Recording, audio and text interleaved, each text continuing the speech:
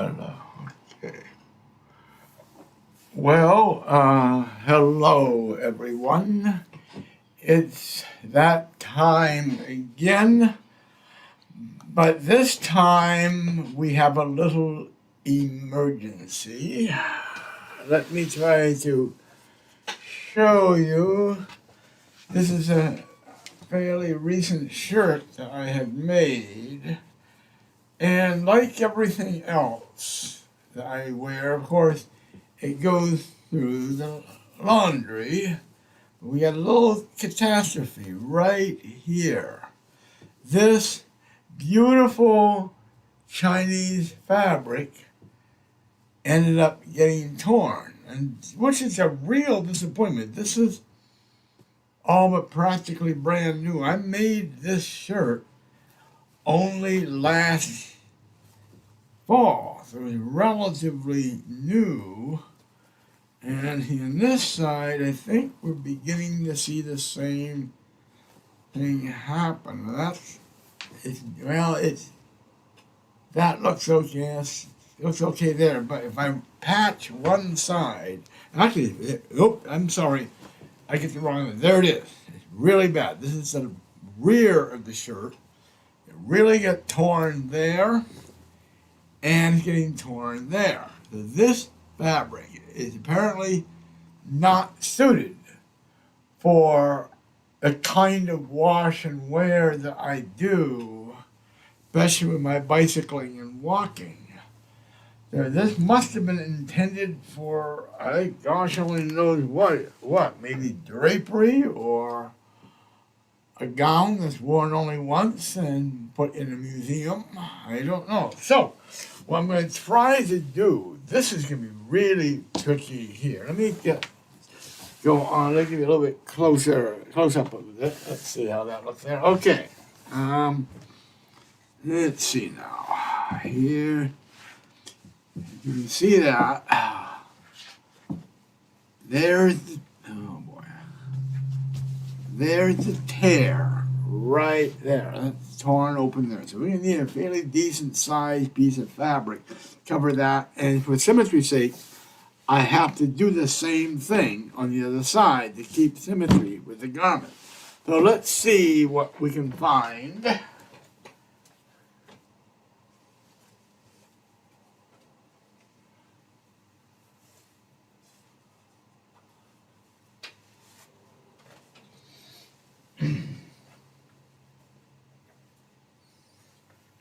Well, let's try this. This is a fairly rugged but yet beautiful tapestry fabric. So we're going to cut a piece that, and this appears to be, looking at the scale here on the grid, going from the base here up to about here, which makes that,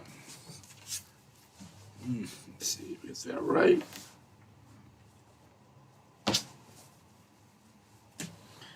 One, two, three, four, five, 6, 7, 8, 9, 10. To make sure everything's covered, I'm going to make it 12 inches long. So, 12 inches long, and to cover the whole thing, unfortunately, we have to do it maybe, this side is okay. So the blue is okay. If this flowery red silk is not okay, make it, say, 3 inches wide. I'm worried about that blowing. No, we're going to have to cover, oh my gosh. This is going to be really tricky because that's on a sleeve. I guess we could do is make a piece 12 inches long, 4 inches wide, and we have to go into the sleeve. Unfortunately, we have to cover this whole thing up. So, 12 inches wide, 12 inches long, 4 inches wide, with a 1/2 inch seam allowance that will fold in and press underneath. So, let's do this. We need two pieces. 12 inches long and 5 inches wide. So let's fold it over. Something like that. And we need to get a straight edge where they go over here.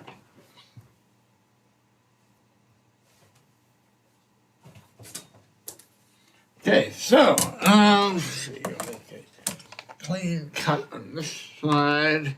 Well, that looks fairly clean. No, it's right there. So let's. Now, I'm using a rotary cutter, a little bit quicker and can be more accurate than a pair of scissors. Now, I said 12 inches long, so add an inch. So 1, 2, 3, 4, 5, 6, 7, 8, 9, 10, 11, 12, right there. So again, we count 1, 2, 3, 4, 5, 6, 7, 8, 9, 10, 11, 12. And the additional inch for seam allowance makes it out to about there. I'll give that a try like that. Okay. Set that aside. And set that one aside. And we get two pieces. It's actually folded, but we're going to do 5 inches. So, let's see. 1, 2, 3, 4, 5 plus seam allowance. So we're going to put that right about something like that. Okay, that takes care. We cut that off. And this is scrap, so we can discard that. And now we have two pieces, 6 by 13, okay? And they're fairly robust fabric. Now, what we're going to do now is press them. This is one of the few times I actually use an iron in my sewing. I'm going to take this, each one, figure out the good side, which is this side, and I'm going to fold the good side toward the back side like that, and press it. That, I'm going to create that for this. So I'll be doing a top stitch on this side. So this would be a patch, not an integral part of the garment. Now I want to keep, so instead of running it through the serger, and you have the serged seam across it, we're going to fold this under, so it's already underneath. And that way I don't have to serge it. It will be folded inside, and so it won't fray. So right now I'm going to plug the iron in. Now what I had to do, I have to be careful, because if I plug the iron into the same electrical outlet, that all this junk here is on the sewing machine. I get the sewing machine, the computer, the sound mixer, the video switcher, the 2 cameras, and the lights and everything else. And I plug the iron in, I could very well pop the circuit breaker. So I've got an extension cord running out to the 20 amp electrical outlet in the kitchen. Now, the electrical outlets here in the living room, actually I get 2 computers running, and I've got the 2 computers, 2 monitors, a laptop computer, 2 cameras, the sound mixing board, and the video switch, all running on a 15 amp circuit right now, along with the lights in the room. And the iron takes about 10 amps. It's 1,000 watt iron, so that would probably pop that breaker. But if I plug the iron in to the outlet in the kitchen, it keeps it off of this outlet and this breaker, so nothing should happen. But we'll see. And if everything stops, if I start going offline, then you know why, because I popped the breaker. Okay, so you have to iron that flat like that. I don't know, can you see that? Yeah, let's get this out of. Now this, I bought this. I bought the iron in a thrift store. The steam part of the iron, if I remember, leaks, so I just don't bother with that. I just use this to spray water onto the piece and effectively create my own steam iron and not worry about whether the tank and the iron leaks. So we're going to fold the other seam up like that, the other side up like that. And get the iron down on it. And you can probably hear the hiss of the water boiling under the iron. I guess the iron set all the way up to wool. I'm thinking that this is either cotton, maybe cotton. It doesn't melt like some polyesters. If you go too hot, the polyester ends up melting and you end up with a glob. And yes, I have had that happen in some of my work, and it's not very pleasant. So, with the sides folded under, and now it's time to do the ends like this.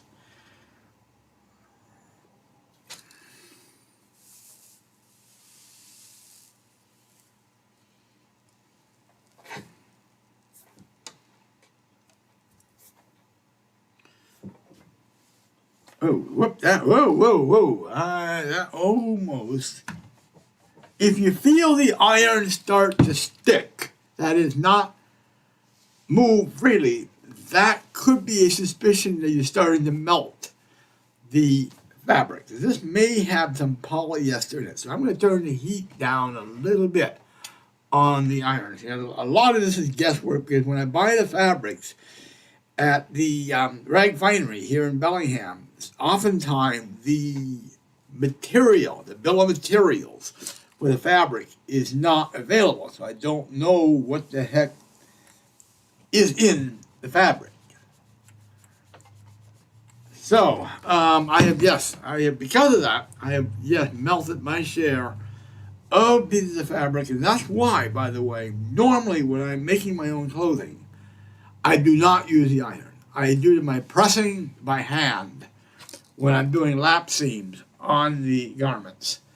This is an exception because I am creating a patch to do an emergency repair of a rip in a shirt that I really don't want to dispose of. And by the way, when I dispose of clothing, I don't throw it away. What I would do is, first of all, clean it. Have it cleaned.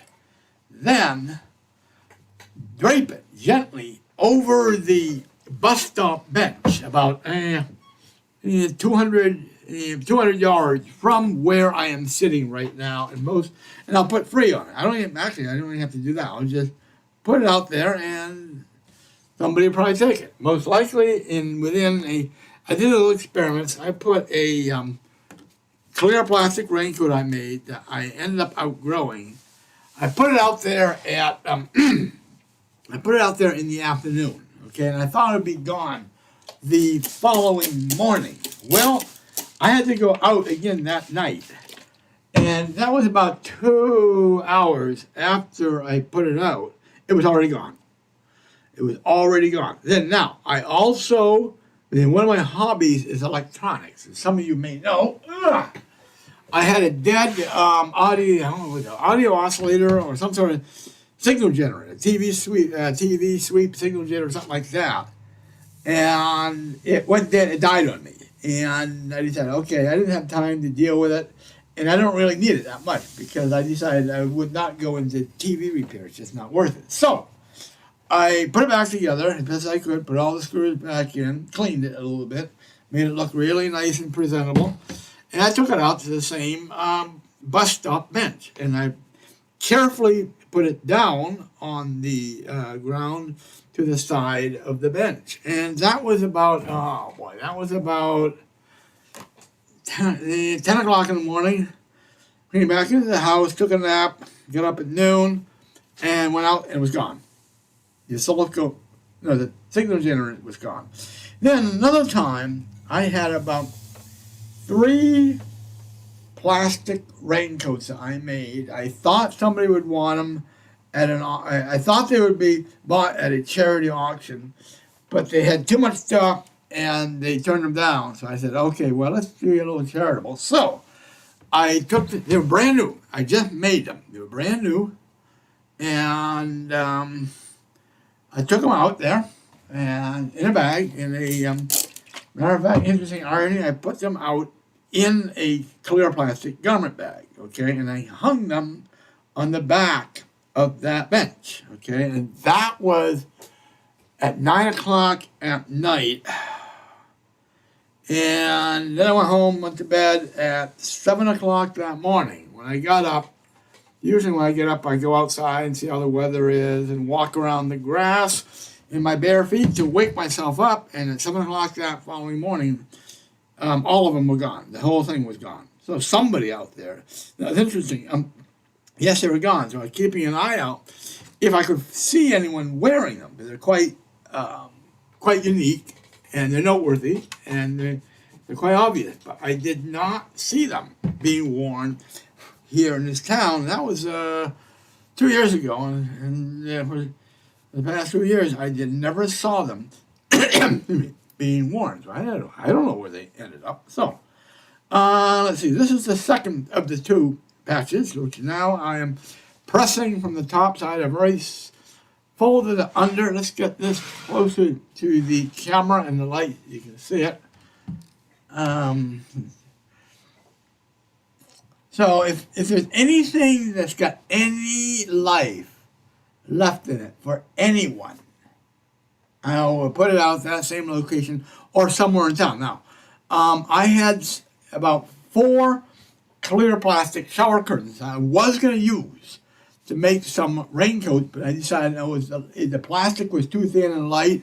I could not return them because I bought them online from Walmart. So I said, okay, why don't we just put them out? There was a local homeless camp nearby, and I figured they could use them for tarps. So what I did, because of concerns about COVID, I didn't want to go into the camp. Several of the people there were not properly wearing masks. And this was long before the vaccines came out. So I figured, okay, for safety's sake, let's not go into the camp to leave those shower curtains, but find a place nearby. So what I did, I was riding my bicycle to downtown Bellingham, and at that time the camp was at City Hall. And by the way, now I'm done ironing. I'm going to turn the iron off, and I'm going to unplug it just for safety.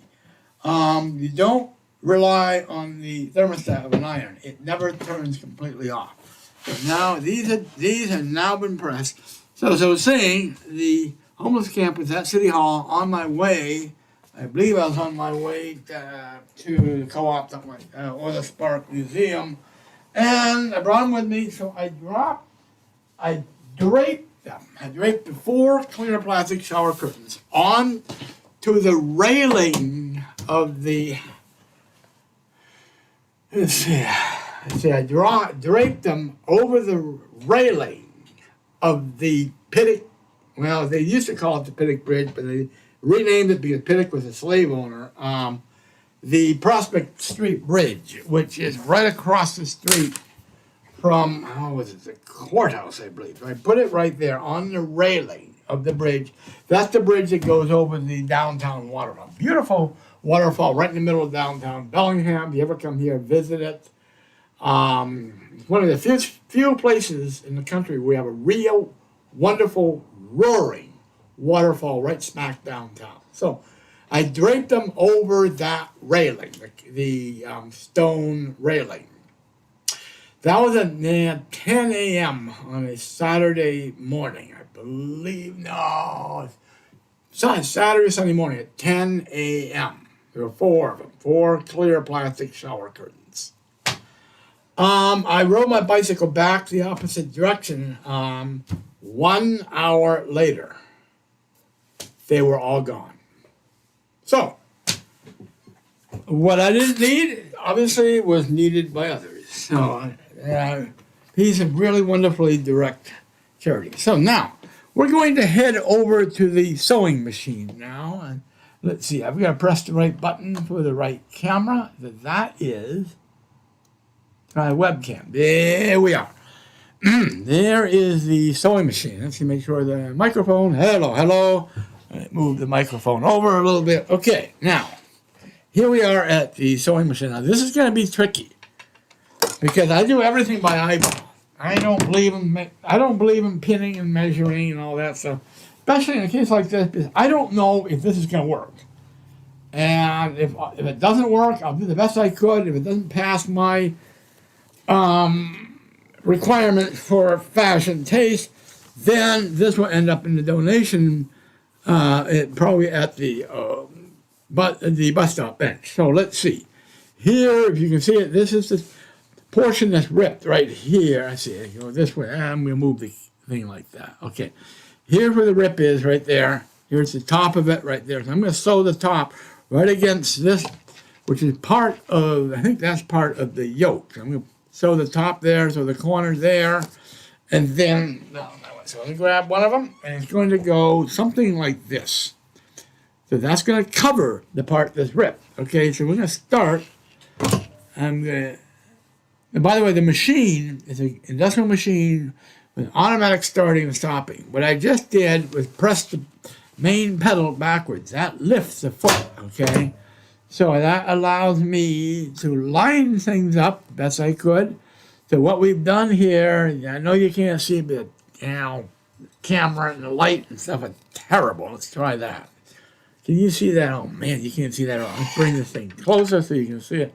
All right, here is the junction between the shoulder piece here and the main center of the back right here. So right there at that junction, I'm going to lay the corner of the.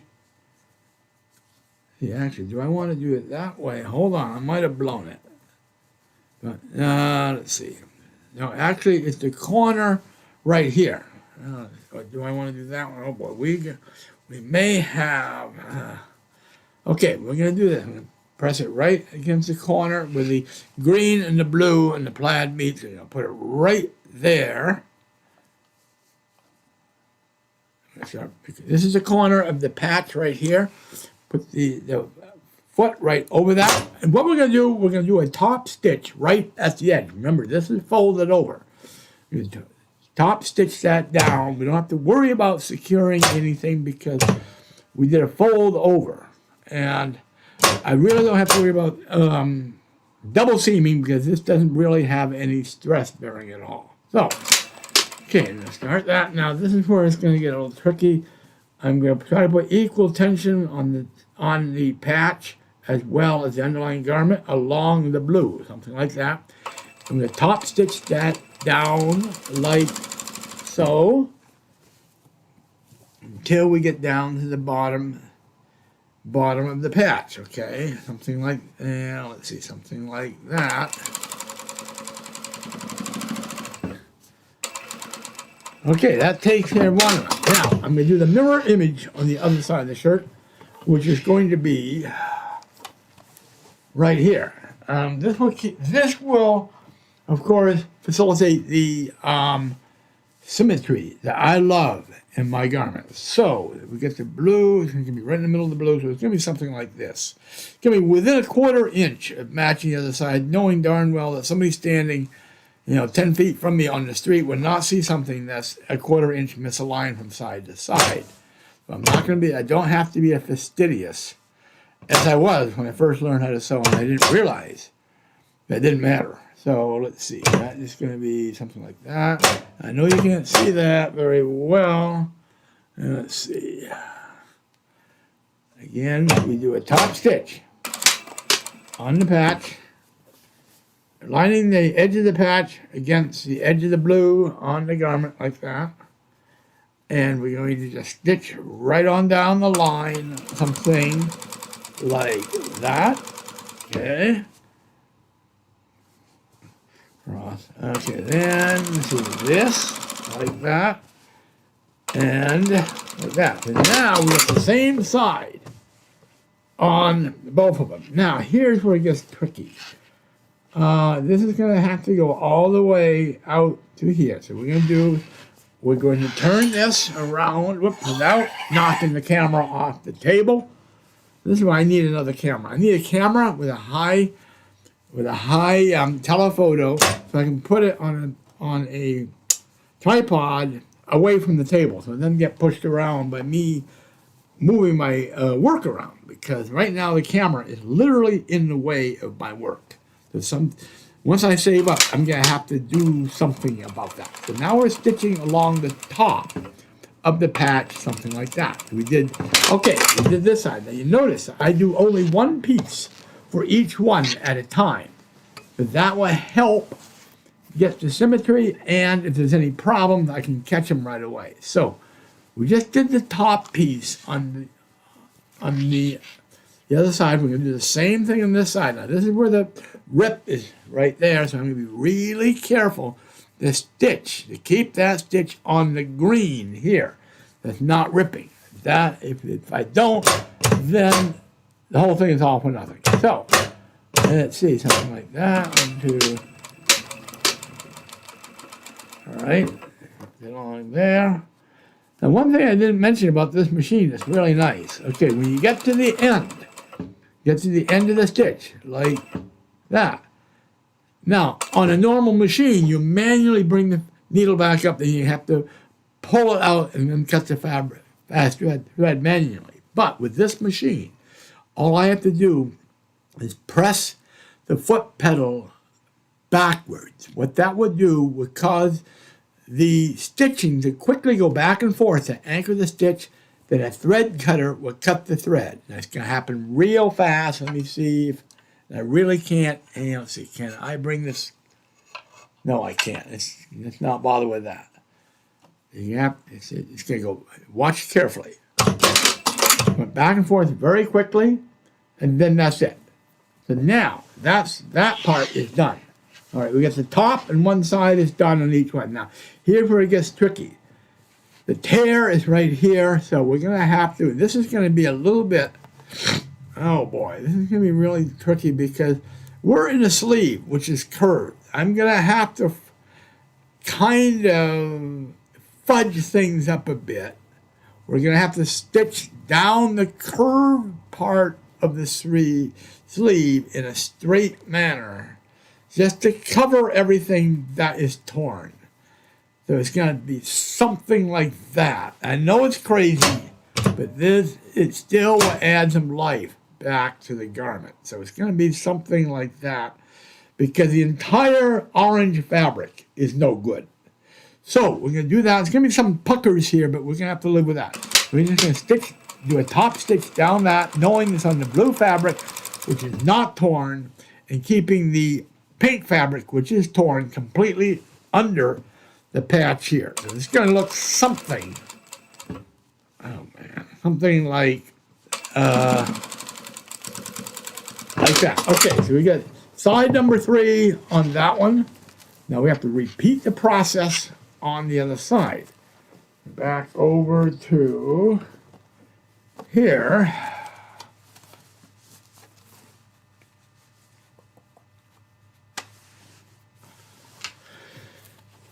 Let's see that. Okay, so what we're going to do is one thing we have to do is to make sure that nothing gets caught under the machine. I've had that happen. I want to actually check on the other side. Did I make any mistakes? It looked like, fortunately, I did not. Nothing that was not supposed to be on the machine got caught on the machine. That looks okay. I almost got all this here under the machine. So you don't want to do that. So you want to make sure this is pulled tight. Let's see, right here. This is where we're going to start right there. At that corner, right on the corner of the patch, knowing that the patch is folded over 1/2 inch underneath. And we're going to go along, just as we did on the other side. We're going to go along the blue fabric, keeping the blue under the machine, something like this. But we don't want to allow the pink to be stitched because that is what's ripping. So we're going to keep the vulnerable fabric completely under the patch. You know darn well that's going to continue to rip.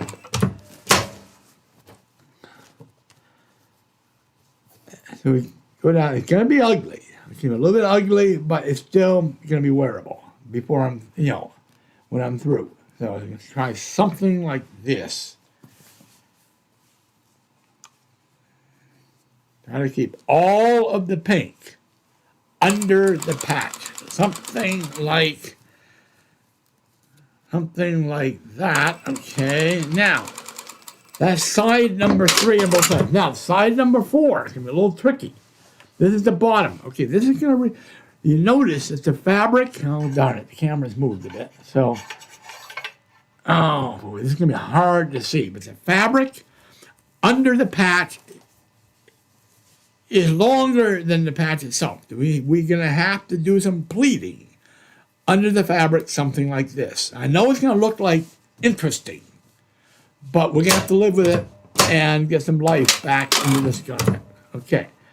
Now, let's see. So now we do something like that. So that completes the patch on one side, okay?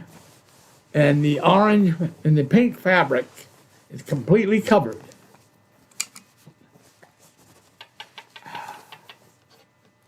Okay, now we do the same thing on the other side, which is right there. Okay.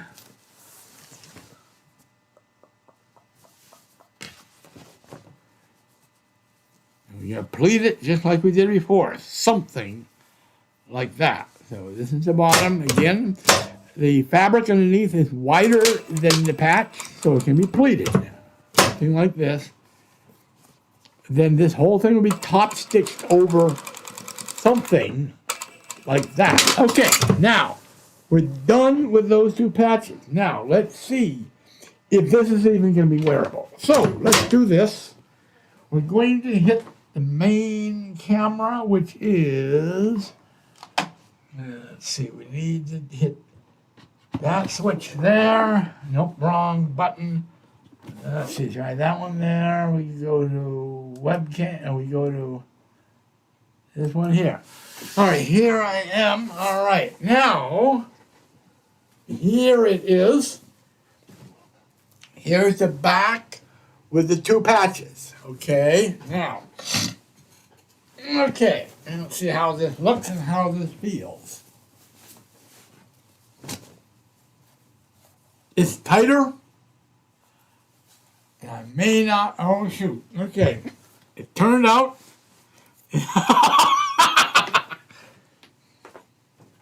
Okay, let's see what went wrong. So let's move the camera up like that. All right, let's see now. Now we're wearing a shirt under it, so let's see. Let's take this off. Actually, I'm going to check for a comment. Hold on. Let's see. That looks okay there. Okay, everything looks okay there. All right, then nothing went wrong there. Okay, I'm going to do a quick sound check and make sure everything can hear me. Okay, turn that off. Get rid of that. Now, we might have blown it because it feels awfully tight, and I thought I felt or heard something rip when I did this. So let's go ahead and see if I can model the thing. Let's see. Oh dear, oh dear, oh dear. Okay, see, it's too small. Darn it. Okay, which means the puckering I had to do, I've lost too much breast to the shirt. So now, with that happen, and then, see what ripped. Let's come over here. Get this over here. That over there. And we get off of here. Okay. All right. So. Okay, so let's bring the other camera up. All right. So let's see. This is the work I did. Let's see. So this here made it too small. This made the shirt too small. And likewise on this side, and we caused some more tears here. Okay, and the same thing almost about to happen here, so that's going to have to be stitched again. So, that did not work very well. So let's see, this would have to be re-sewn here. Oh my gosh, okay, that's already been, oh boy, let's see what I would have to do. I would have to make this wider, okay? That's going to be really tricky. I'd have to go down there and make something like this, okay, to make that wider. But then I have to repair this here, okay? So that, okay, that one and that one are shot. These are barely okay. What I may end up doing, I can't do that though. Oh man. Okay, we're going to have to replace this with a patch. We have to replace this with a patch and replace this with a patch. Once we do that, then we're going to have to play a game. Gosh, I hate to do that. That's a beautiful piece of work here. We have to play some sort of game with this to create like an arch, okay, where this whole thing can come apart and create more room. So, we're going to start by doing the easy stuff first. Patch here and patch here. So with that being said, we're going to put that aside. We're going to have to find, let's see, this looks like it might be appropriate. So let's cut this in half like that. And cut that, and cut that down there. That creates two pieces like that. And that looks like it. We're going to cut it. Yeah, that's already been cutting this. So you cut it that way. Alright. And cut it along there, I'll say about there. Alright. Okay, now what we're going to do is press these. So they're folded back under just like we did before. So we're going to get the ironing board back out. Okay. We're going to plug the iron back in.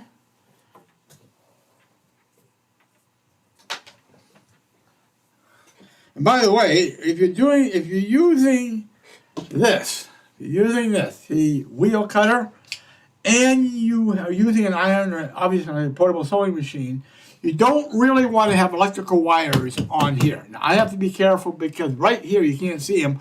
I got my video switch and my sound mixer right there, which has a whole bunch of wires. The problem is, this is a razor blade. If you roll over that, like over a piece of wire, it will cut into the wire. I was making a shirt one time when I was living in Seattle, and I forgot about that, so I rolled this, like this, over the power cord for the sewing machine. And that was the end of that project because the spark happened right all but on the shirt because the power cord had, I think it was a cord for the iron. Okay, it was this here. Ended up on the garment like that. See how the cord goes over here? And I ended up doing something like that, and it shorted up, big huge puff of sparks, and that was the end of that project. So you got to be really, really careful. Now, okay, so you got to be careful with this, and that do not mix very well. Okay, also, beware. This and clear plastic don't mix well. I got a clear plastic shower curtain that was kind of all folded up and wrinkly, and I thought I could try to iron it. Nope, it ended up like a melted glob, and I was told later on that stuff is toxic because it's polyvinyl chloride, which has got the chlorine atom in it, and it breaks down into chlorine and something else. And we all know chlorine in concentration is toxic. So that was not very good. So I keep the iron and my rain gear away from each other. So there's that, folded that down, and ironed it. And same with polyester. Polyester also has plastic in it. It makes me wonder what kind of chemicals are in the polyester, and is that going to be toxic when I overheat it and melt the polyester, which is what I did with too much heat on the iron. Now, right now, I got the iron set to wool, which is not quite as hot. I don't know what this fabric has in it. And one thing I do when I'm ironing them now, I make sure there is still some moisture in them when I'm through ironing them, because that gives me a clue that the temperature is still under 212 degrees, which is the boiling point of water. Combustion usually doesn't start until around 400 something degrees. So that's kind of a ballpark philosophy that I have when I'm messing around with the iron and stuff that's made out of polyester or otherwise known as plastic. So, and of course also my rule of not using the iron at all when I'm doing original construction of my artistic clothing also can help. So right now, again, we're only making patches. So that, like that, this. Now, needless to say, my favorite pastime with sewing is original creation. doing patches is not as fun for me as doing an original, creative, new garment. That's the whole magic of this whole hobby. Is making a new garment completely out, as a new creation. Let's see. That one, I can hear the water boiling, which is nice. Okay, now I keep that good and pressed. We're just going to press this under so that when I stitch it down, all I have to do is the top stitching. Once it's top stitched, like a patch, if I wash it and the creases and the pressing I did is lost, no problem, because the top stitch is going to hold the crease. This is really only needs to last only as long as it takes for me to get this down and stitched down by the machine, just as I did with the other patches. So it doesn't really matter how fine I do this. It's just got to last as long for me to get it stitched down to the main garment. Now, we just did that. I'm going to turn this over. Let's see, that's a bit too hot. Oops, come on. Make sure that's under. That's a bit too hot. I'm going to add a little more water to it.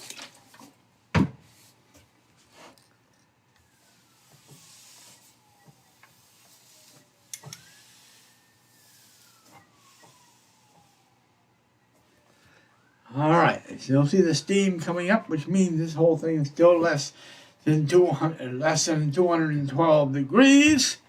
And at most 212 degrees, and still less than 400 degrees with the combustion. So probably still safe from burning any polyester. Okay, we're done.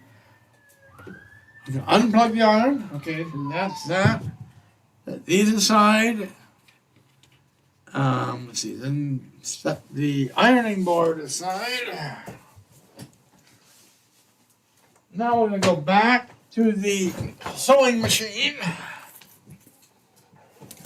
I'm going to figure out the right camera for that, which is webcam. There we are. Okay, now, get those out of the way. All right, so what we're going to do now, we have to stitch. We have to now cover these paint patches. They're starting to rip on both sides. So, we're going to take this, we're going to line this up on the green because the eye is going to be, well, actually, no, this is the front. Now, this is going to be interesting because this is the front, this is the side. The eye is going to be focused on the front. So let's line this up here, line the patch up here on the boundary between the pink and the striped fabric. But let's get it on the striped fabric side because the pink is vulnerable. So something like that. We're going to overlap the pocket just a tiny bit. So we're anchoring on the pocket and not on the pink. It's under the pocket. So we're going to start right there. And I know you see. Can you see that? You can see to get this out of the way. I think you can see that. So we're going to just stitch down the line on that side, making sure that the folds are under it. And once this is done, then the crease I made with the iron here doesn't matter because it's now secured by the stitching. That's all I care about.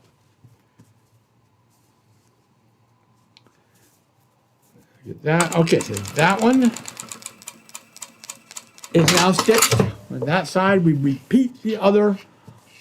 Repeat it for the other side, which is going to be way the heck over here. So we're going to put that right next patch. You can find it. Oh, there it is, under that way over there. So the next patch is going to go right here. This is the opposite side of the shirt. We're going to start on the yellow like that, off of the, actually, no, wrong. We're going to start on the striped fabric right there. I almost made a big boo-boo. Okay. And it's going to go above the bottom edge of the pocket, something like that. Put that under the machine like that. Let's see if you can see that. Let's see, can we get closer? Let's see. You know, it's so hard to do this. Okay, how about that? Is that any better?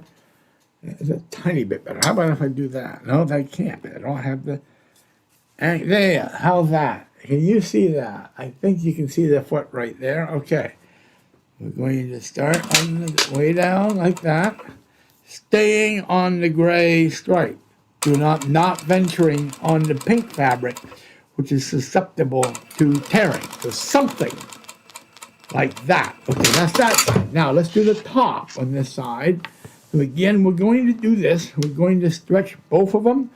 We're going to stretch the bottom of the pocket and the side, and where it meets the side, something like that. So, let's stretch this like that, and something like that. Now, that ended up on the pink, but hopefully that's a small enough exposure shouldn't make any difference. So we got that, the top done on that side. Let's go ahead, go back to the other side, which is, I'm going to find it, let's see, right here. Here's the top of the other side, okay? Again, we're going to stretch, we're going to start right there at the corner, like that. Now you notice with this machine, when I stop stitching with this machine, the needle is down, okay? Which means I can pull all I want here and will not slip out from under the foot because the needle stops down. This is different than many home machines because many home machines, it can stop anywhere. It depends upon how the clutch is in the motor. This has got a solenoid that, this has got circuitry in it that knows when the needle's down. It will stop strictly when the needle's down. I'm going to show you just by doing one stitch. You notice it always ends up down when I stop the foot. So that's great because that allows me to put tension on it without worrying about it slipping out from under the foot. Now, okay, darn it. I didn't mean to do that. I should not have stopped the stitch.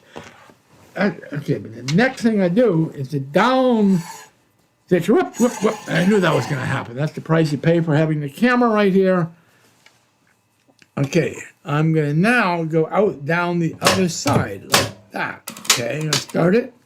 Stop for a while, get this lined up. Now we're going to stay. Actually, these are lined up. What we're going to do, we're going to line this up here. So now we're on the green, we're not on the pink. The pink is completely under here. Oh, shoot. Let's do that. So the pink is completely under here. The fabric that's ripping is completely under that. So let's go right on up, right, like that. Something like that. That's side number 3, okay? We stop it here. Now let's come over to here, find it, there it is. So we come over here, we can do side number 3 on the other side, which is right here. Something like that. So let's get started on the top of it right there like that, okay? Now we want to try to stay on, actually, it doesn't matter. We can just go down here because we're off of the pink. The pink is way in here. We're going to cover that. It's okay to be on the green. It's the pink that's falling apart. So we're going to cover the pink up. That's side number 3, okay? Now, we're going to go directly on the side number 4. Now, watch what happens. What's neat about this machine. I'm at the end of a stitch. I want to turn, but not take the stitch off. So if I push gently backwards in the pedal, without going all the way back, but that will cause the stitch to end. Push gently back on it. The foot comes up, but the needle stays down, okay? And so it allows me to turn, a right turn. Now I'm ready to go in the other direction by pushing the foot forward just as normal. Now I'm at the end. Now if I push the foot backwards all the way, this is where you'll see it go back and forth and end. Cuts the thread and end. So we got the patch done on that side. Let's go back to the other side. Okay? All right. Again, we're going to start it at one end. We're just going to do a simple stitch across the bottom like that, making sure there's nothing else under the machine. Go across like that. Okay, that's the easy part. We got the patches done. Let's see. Let's go back over here. All right, let's go back to the camera here. Oh, that's funny. Something happened. Oh, okay. Now, all right, what I'm going to do now, I'm going to put this on just to show you what I've done is patch. The patches I just did are right here. One here and one here. Those came out fine. So everything fine so far except it's too small. So I'm going to try to cheat and create an opening or like a pleat in the back to open up the body of the shirt so I can still wear it without ripping it. So this is going to be tricky. So bear with me. And also, I need to warn you, I may not be able to finish this today. We're at 6:23. Bellingham Television complains that it's more than an hour and a half long.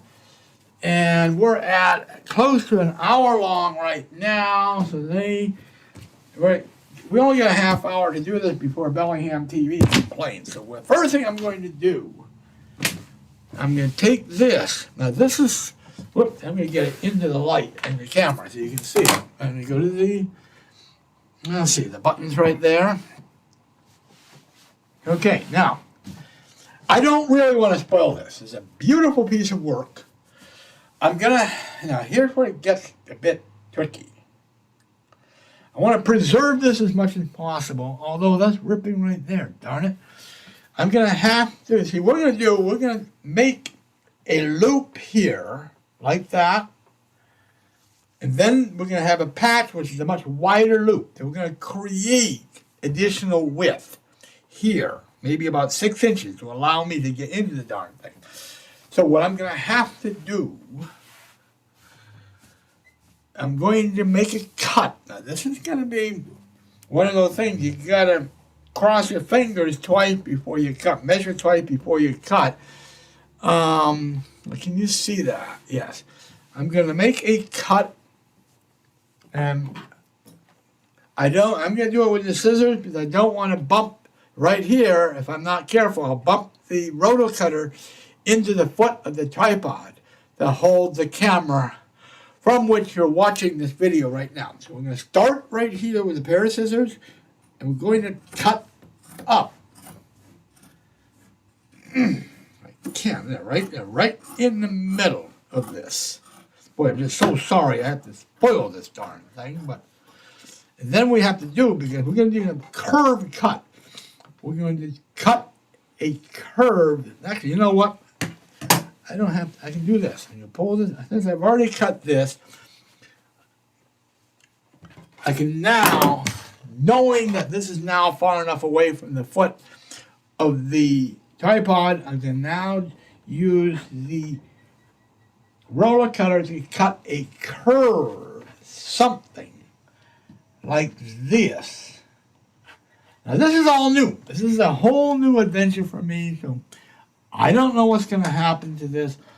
All I have to lose is time and a small bit of fabric. Okay, knowing that if this fails, I'll just take a quick little trip to the bus stop and leave it. So, okay, now, that's cutting it. What I'm going to do now, and unfortunately I forgot to put the camera at, now let's see. The next thing I have to do is run it on the serger. And I don't have a camera at the serger, let's see. And I don't have a microphone. Oh my gosh, I don't have a microphone at the serger. So let's get the iron out of the way before I end up melting something, and let's get the plug for the iron out of the way before I short things out. I'm going to swing one of the microphones. Oh, actually, no, let's do this. I'm going to grab the camera, the little camera, like this, and I'm going to focus it up over to here, which is on the serger. Now, this is, normally I would have a special camera for the serger, but that's a crummy camera. I had nothing but trouble with it. And I'm going to have to invest in another camera for the focus on the serger. That's going to be something like that. I hope that's right. Let's see what's that. Okay, now I'm focused. Let's see, why is that? Okay, that's too bright. Oh my God, the contrast is too darn much. Okay, you're just gonna have to live with that. Okay, now, that's the camera. As long as that doesn't fall off the table, I'm gonna swing the microphone over so hopefully you can hear me yak away when I'm sitting at the surgeon. Okay, now what the surgeon does, that's what's called an overlock machine. That will prevent the edges of the cut from fraying. Now, you know what? How is it? Oh, you know what? I'm going to do this. Yeah, now you can see a little bit better. Okay, now.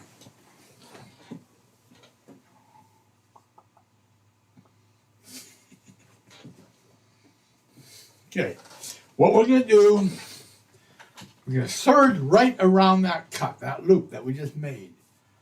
Start right here. I know you can't see this. What it can do is going to create a stitch that wraps around the edge of this fabric. Now this is a real mess because some of this fabric is already fraying and some of it is so darn delicate. See, the problem with these fabrics is that these darn mills, the companies that make the fabric are called mills. Some of these mills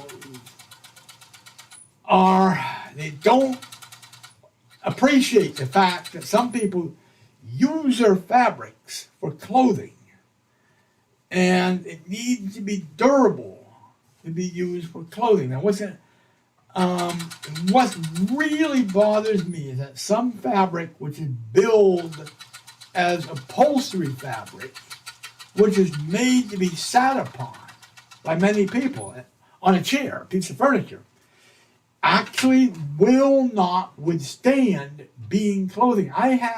Being in clothing. I had a pair of shorts at one time that I made out of upholstery fabric. It came from the upholstery section of the fabric store. So I know darn well it's made to be used on furniture, which is what people sit on. But I'm wearing the shorts on, I think I was on my bicycle. Now this was in Portland, thank goodness. It was not here in Bellingham. And the shorts split open at the rear, okay? Fortunately, I was wearing underwear, so things were okay, but it was mighty embarrassing. And that is upholstery fabric. I called the mill to complain to them, hey, you're making this fabric to be used on furniture, made to be used to be sat on by many people. Yet, I made a pair of pants that are worn only by one person. And it came apart in a very embarrassing way. So that is not very good at all. They all but hung up on me. I mean, they were not very polite at all. Let's see. Okay. See how that looks. Now, phooey, it's not very symmetrical, but we're going to have to live with it. Okay, so we got the thing serged. Now, what we're going to do now, I'm going to now take the camera. Whoop, what just happened? Oh, the ironing board just fell over. Okay, so we're going to take this. Actually, we're going to do this without messing around. We take that. Zoom back out there, yeah? Right, something like that. Hello, one. Hello. Yep, they can hear me. Let's see. Let's see now. So here is the opening that we created, okay? It's not very symmetrical, but we're going to have to live with it. We got a serged opening. Now, we're going to get another piece of fabric, and we're going to make it shaped something like that, okay? And it gets sewn in, but it will create an opening that will hopefully allow the shirt to fit me better. Okay, so we're going to have something like this. We're going to take this away. All right, now let's find a suitable piece of fabric. At this point in time, let's see, it's not that one. I don't want to use a really good piece of fabric because I don't know how long this thing's going to last. So I'm going to leave out the really elegant fabric. Let's see, how's that? Is that? Let's try this. This is former early Elegante that may have gone past. It was cheap. It's upholstery fabric, probably for a dining room of years ago, before furniture fashions changed. So let's go ahead and use it. It's black and white flowers, just like your black and white TV set. You know, all things have gone, times have gone past, times have long ago, or whatever. Okay, so let's get this flattened out, something like that. Now, what we're going to do, get that flattened out. Now, we have to be careful. We don't want to roll the roller onto the, what happened with the camera? Oh, the camera's getting all out of adjustment. We don't want to roll the camera onto the video switcher. I'm sorry, we don't want to roll this. See, right over here, that's the video switcher. If I accidentally roll this over to there, that might ruin an $1,800 piece of equipment I just purchased for the purpose of doing the live streaming of my clothing for your benefit. So that is, I have to be careful with that. So the switcher, and right next to the switcher is a $400 sound mixer. I don't want to roll the roller cutter into the mixer as well. And you watch, knowing my luck, I'll end up doing that. So what I'm going to do, I have to do this in 2 stages. This is where it's going to be. I'm going to cut this, pretty much the same shape.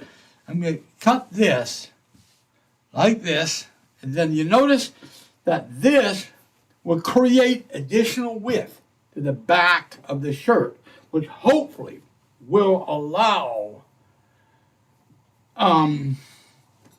the shirt to fit me. Now, if it doesn't, then it goes to the bus stop. Okay. See that. Okay. Something like that. Now, let me just check one thing. Is everything? All right. Hold on. Somebody made a comment. Hold on. Okay, I see a comment from Ufi on watching on YouTube. I have an idea. So, why don't you go ahead, type your idea, and I'll take another look at it. It might be using, maybe not necessarily for this garment, but maybe for another one. But let's see what you have to say. I am watching the chats on Restream. Now, sometimes Restream gets in a bad mood and misbehaves, especially if it senses that my roller cutter gets anywhere near the video switch or the computer or the sound mixer. Okay, so I'm going to be real careful. So, here's a cut I'm going to make. Here's a curve at the top, and it goes all the way down, the ends at the bottom. Now, this is going to mess up the lining, not the lining, but the shape of the bottom of the garment. But really, I don't know what I can do about that. We're going to have to live with that. So let's move this up a little bit more. Something like this. Make sure there's nothing under here. Like that. Okay, now. And we're going to have to worry about the bottom later. Okay, so get that like that. Okay, so now, I'm going to take the roller cutter. Okay. I'm going to cut along here. Now, obviously, I don't want to cut my finger. I've done that. Yes, I've done that before, especially in the earlier days of this wonderful hobby.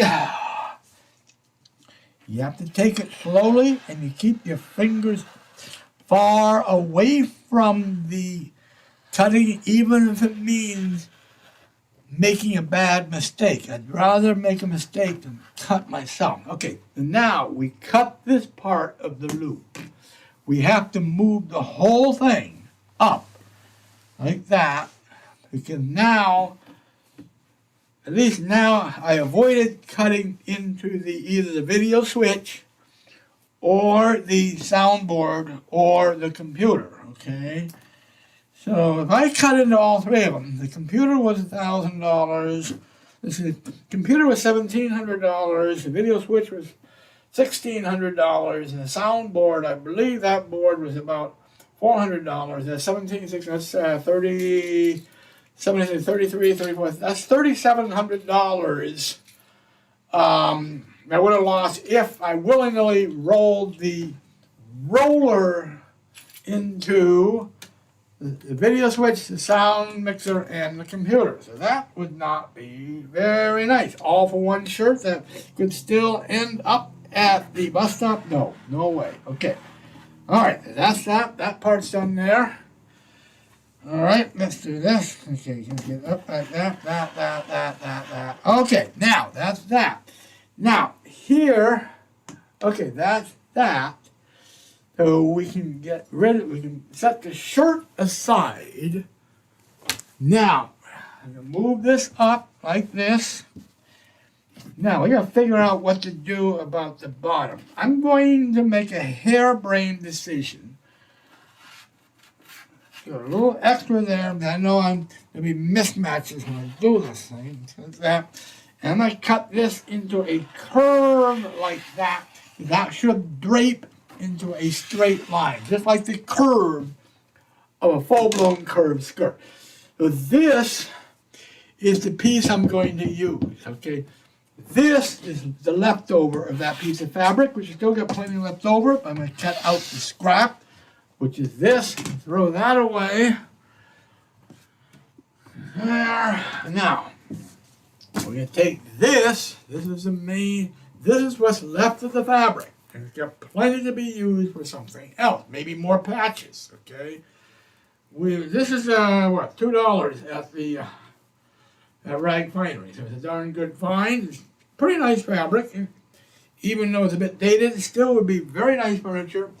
A heck of a lot nicer furniture than some of the junk that we're seeing now, especially in schools and bus stations. So, but that's a whole other thing. Okay, we're going to do now, take the camera, focus it back onto the serger. I have to go back to the serger now, like that. And we're going to go to that camera like that. So we're back to the serger now. Now, oh boy, so we're going to surge everything here. Okay, go up there. Again, this prevents the edge from fraying, okay? We're not doing a patch now. I'm not going to do any pressing on this. This has become an integral part of a revised garment. It's not just patching over a piece of the garment that's ripped. We're creating a new part of the garment. That's why, let's see, I'm not able to turn that corner very well. Can I do it that way? Yes. By the way, this is an industrial serger. It can go a lot faster than what I'm moving. And it can go through a lot heavier fabrics than a typical domestic or home serger. And I'm a lot less likely to break the needles in the industrial serger than in a home serger. I started with a home serger, and I went through needles like no yesterday.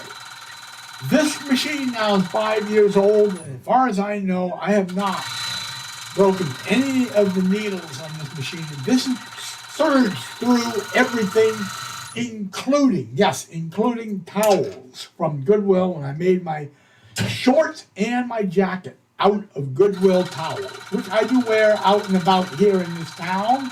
And you will see me, especially in the cooler months of the year or cooler evenings, wearing my towel shorts and my towel jacket riding my bicycle.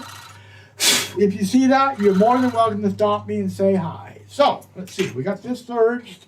We're going to cut out the trimmings on the surge. Okay, so that's done. We're going to put the cutting table camera back to where we found it. Get this back out like that. This goes back down, something like this. We check that to really check the focusing on it. And now let's see that. Get the zoom all the way back out, and then we flip this around, something like that. That goes back to where we found it. The microphone goes back. We are through with the serger for now. You know, that looks Oh, let's see, I gotta move that back up a little bit. Something like that. Okay, so we're back to here. Okay, that looks okay for the cutting. Okay, that's okay. We're gonna turn the sugar off. All right, so here is the insert that we just made here. Okay. Let me look at the comments. Hold on. What are we saying? Okay. All right, nothing. Haven't seen anything yet, and we got. Okay, now let's see. Let me do a quick. Okay, let's see. Oh, let's see. What happened to the darn? Okay, right there. I do need to check the sound. Sometimes the sound will break down and not go out. I had complaints of no sound for about 3 hours, 2 hours. So let's see. Do I hear anything? Come on. Do I hear anything coming out of this thing? Oh, I'm going to press that one. Okay, that's, Yeah, I hear myself. So we don't care about that. We're going to put that away. Okay, now. Here's the insert, and here is the shirt. Now. So this is going to go something like this, okay? So I have to figure out which is the good side here. This is the good side here. The good side's the good side. I'm going to make a harebrained guess that's the center. We're going to start stitching in the center right here, okay? That way, if there's any problems, it'll be symmetrical and not forced to one side. That's why I always start in the center. So let's get everything out of the way. Get everything off. The scissors out of the way. Get iron out of the way. Okay, everything's all set there. So let's go ahead.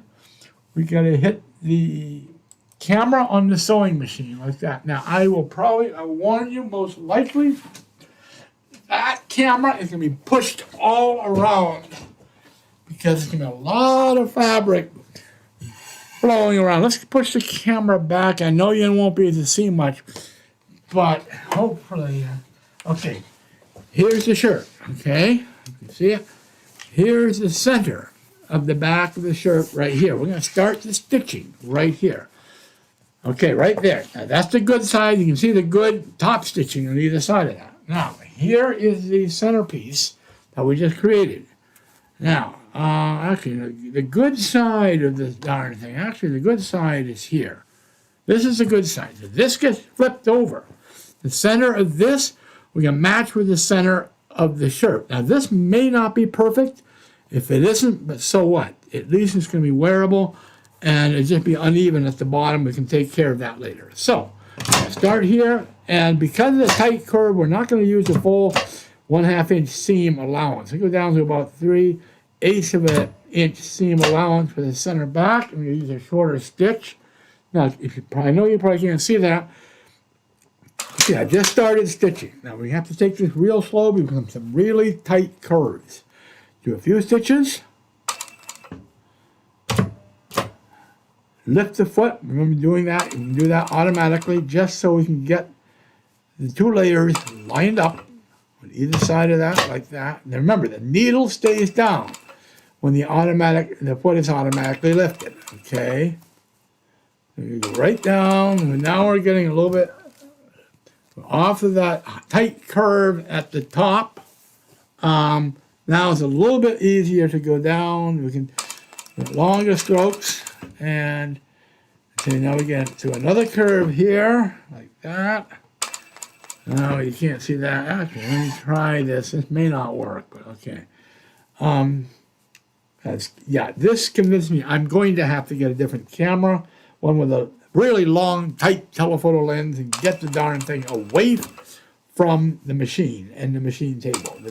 This machine table, all this has to remain clear. There's too much, a lot of my work, especially the large clear plastic rain cloaks I've made. This would be completely busy. I would not be able to have any camera anywhere on this table. Fortunately, I don't make too many of those. They are not practical for riding the bicycle. They'll get caught in the derailleur gears. And I like the dress style coat I made, and it seems to serve the purpose. I went through a phase where I love to make the long cape, and I had about 5 enormous, heavy, clear vinyl cloaks. Those were sold at a charity auction about $150 a piece, and that was it. They went to a good cause. Now, oops, I might have made a mistake here, but let's see how we get. Okay, we're down to one side now, and it appears, we just met right at the same place on the bottom. I was worried that the center back would have been too short, which means we would have had to cut back on the hem on the main garment, which I really didn't want to do that. So that looks okay there. So we've done one side of the back. And now we're going to go back to where we started at the top. Now, being really, really careful. Now we're going to do it. We'll be on this side of the machine now. We'll be inside the machine. We're going to start about, right there. Get some overlap right there. Like that. Okay.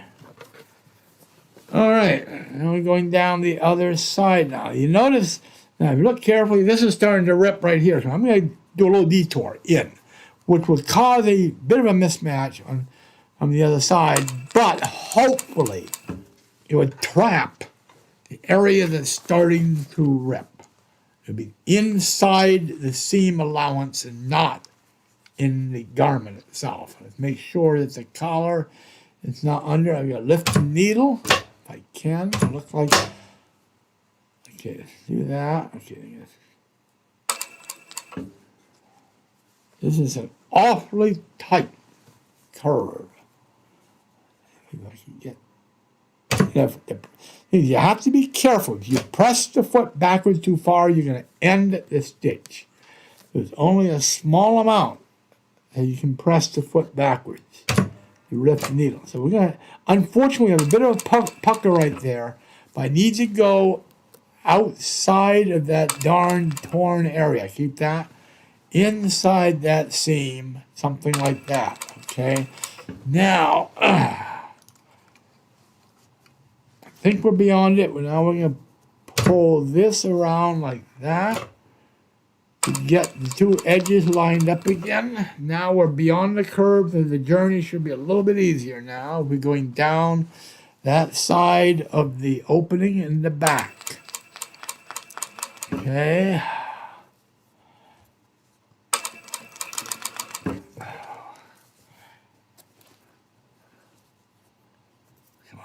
All right, come on now. All right.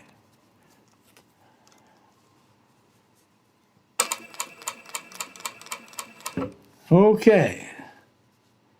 Now we get the curved parts. Now we're down to the easy part. Okay. Beyond all the tricky curves, there's nothing torn here. We're beyond the delicate fabrics. Now there's still other places where this shirt can tear. But hopefully with this change, we're going to remove a lot of the stress that would cause the tearing. Now, let's see.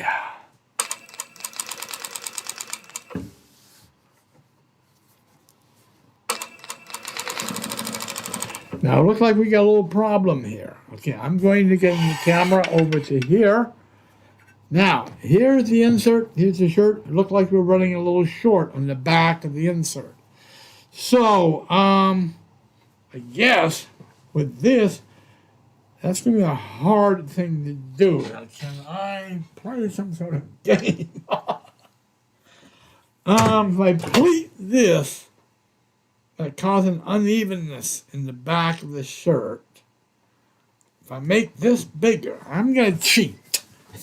I'm going to come down to about, let's see, come down to about, now say about there. I'm going to end the stitch. Okay, now I'm going to have to create additional length for the center back. But before I do that, I've got enough done to see if this will fit. If it doesn't fit, then it's not worth it. So, we're going to go back to the main camera, which is here and here. I'm on the main camera now. Now, I'm going to put this on and see how it feels. Okay, it does fit, although it feels kind of funny. Okay, but at least it fits. Okay, now, what does the back look like? I can't see it, but I don't see the monitor. Actually, I'm going to do this. I'm going to move my image so I can see it on a monitor while I'm turned away from the camera. So we're going to go all the way. Okay, come on, monitor, hit it. Come on. Okay, let me do that. I'm going to make this full size if I can. I guess I can. Okay, so, can I see myself? Now, there's a delay. There we are. That's what the back's going to look like. Something like that, okay? It looks funny, but at least it fits. And you know what? The bottom of the back is below the belt line of the shorts. So that, I might just darn well forego that and recut the bottom of the other side without making it longer. But that's going to be tucked in the pants. So at least I think we've got a salvage, okay? I'm going to verify it right now. I can button it down. It feels a little funny at the top. Okay, but I'm going to button the shirt down. Yes, it does fit. The worst torn areas are now covered. Okay, so we're secured here, and we're secured back here, and in the back. Okay, so get plenty of room there. Now and remember, I'm wearing this over a shirt. So let's go ahead, tuck it in. And we got plenty to tuck in the back. So this could be a dress style shirt, not one left draped. So yes, it's worn over shirt. We got plenty of room there. The back is going to look a little funny, but at least it fits. Now that monitor is so darn small. Yeah, that's fine. That's fine. I approve of that. So here's what I'm going to do. I'm going to take it off now. And yeah, it's an hour and a 6:50. It's an hour and a half that we are still got a little bit of time. So here's what I'm going to do. I'm going to have to, it's an hour, darn it, it's an hour and a half. We're getting darn close to the limit. So what I'm going to do, instead of trying to finish this on camera, because, actually, you know what? I can strip down the first minutes I had on standby. So I'm going to try to finish this online. So here, I'm going to go back to the cutting table. What to do here, I'm going to, let's see, see that? Boy, it's so hard to see some of this stuff. Okay. All right, I'm going to cut this, okay, I'm going to cut this bottom so it matches here, and I'm going to cut it on this side so we're symmetrical. Then I'm just going to serge this, since this is going to be tucked in, and call it. Then I'm going to do the top stitch on the back. So let's go ahead, finish this down stitch here. Let's see, we need to go back to the web camera, which is on the sewing machine.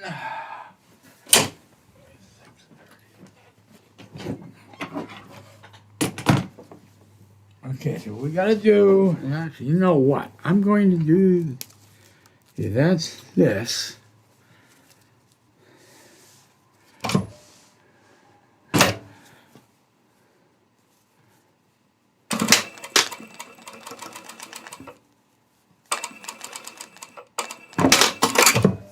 All right, and now, I'm going to now do the top stitch. Now remember, I did one stitch for this.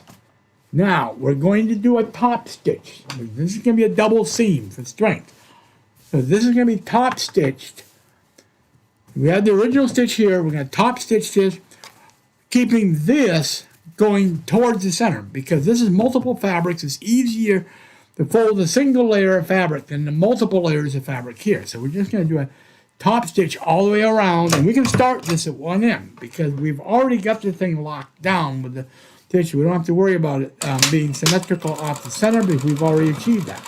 We can do a quick top stitch all the way around this loop. Something like this. Something like that. Something like that. Okay. Now doing top stitches in a tight curve may be a bit tricky, but let's see how far I can get. If you're doing top stitches on the curve, it's best to doing what we're doing now, having it fold inward, because trying to go outward in the top stitch may not work because it's stretching. We'll see. Now we also have to make sure that nothing else is being trapped under the foot of the machine. That's happened to me before too. So here we are approaching the curve. Okay, now we have already gotten some stuff trapped in there, but we're going to have to live with that because of the extremely tight curve. So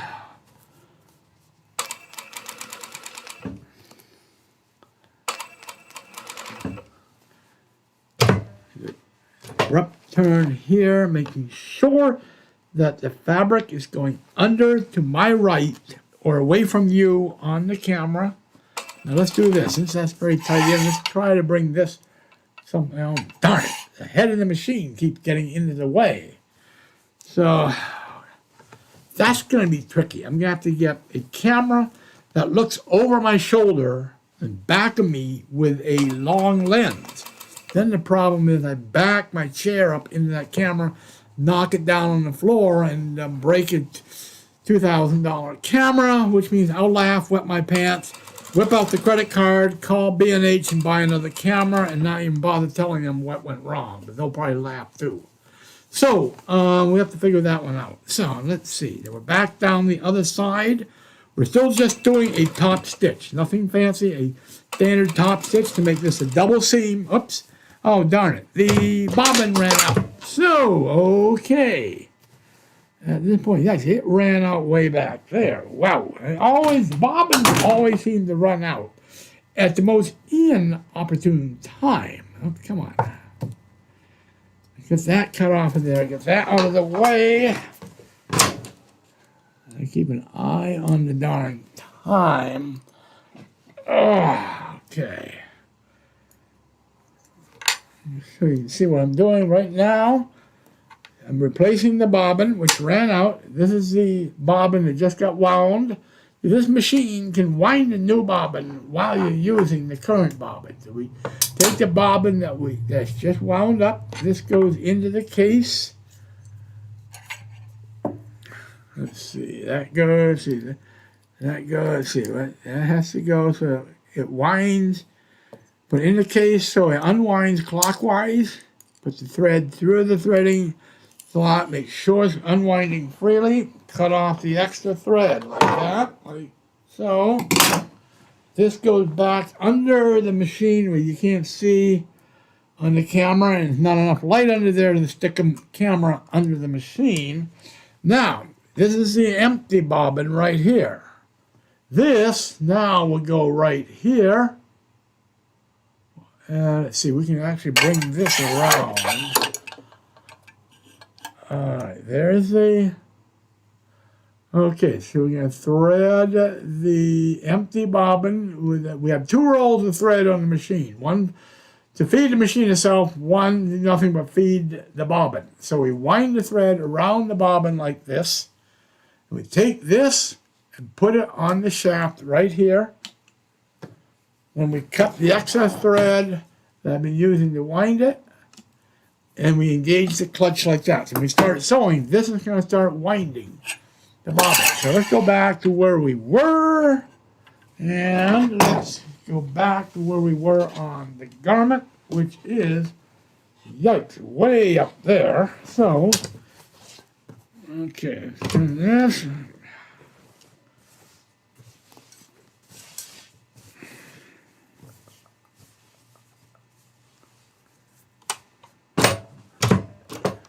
Oh, let's see now.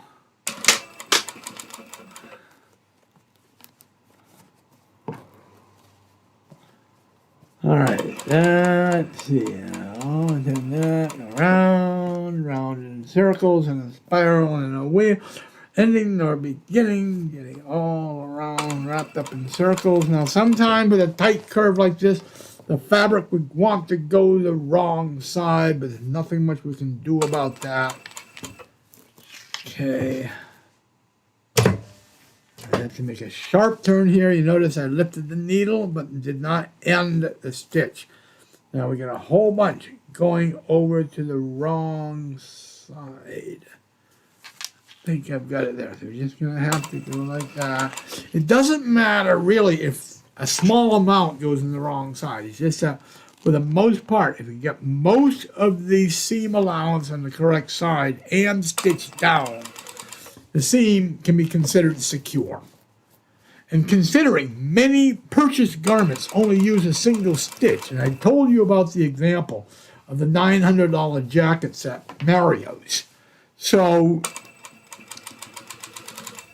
you know, so I would not be the first one to use single stitches. I try not to, because they can fall apart.